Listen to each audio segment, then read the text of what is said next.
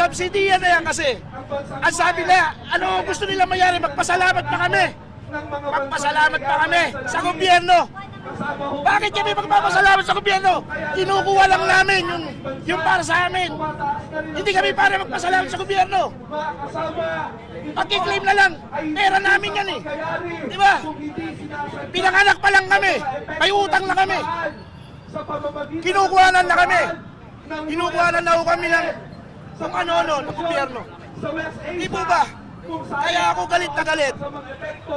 Kasi pinaglalaban ko yung pera, yung bawat sintimo na ibinabayad namin. Sa tax pa lang, sa VAT, patay-patayan na kami. Bakit? Yung pera na yan, dapat ibigay talaga sa taong bayan yan. Hindi nila para ilagay sa bulsa.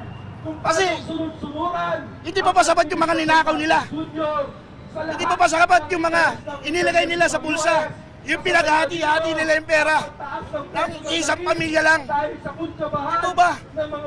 Sa akin po, hindi kami para magpasalamat. Na dapat ibibigay talaga ng gobyerno yan, na pusa. Hindi ba kami yung sasabihin nila, ayuda? Thanks God pa kami. Na para sa ganun, ayuda. Kung sabihin ayuda, magkakandara ba kami? Hindi. Dapat kayo binabahay-bahay nga nila yan eh. Para maramdaman nila yung tao rito sa baba, sa laylayan. Kung ano na ang buhay ngayon, kung ano yung sitwasyon. Kaso na, wala na eh. Tulong ang gobyerno. Walang kwenta ang gobyerno. So, yun lamang po. Ano pa ang pangalan sa subsidiya? Anong panawagan ko sa subsidiya? Naway, sana pag nilang bigyan ng kulay yung mga kumukuha ng ayuda.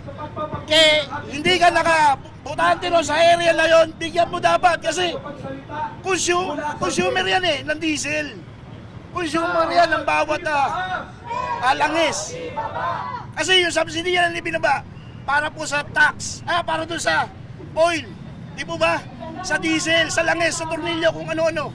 Ang panawagan ko, sana wag bigyan ng gulay ng bawat lokal yung mga operator na kumukuha ng mga subsidy.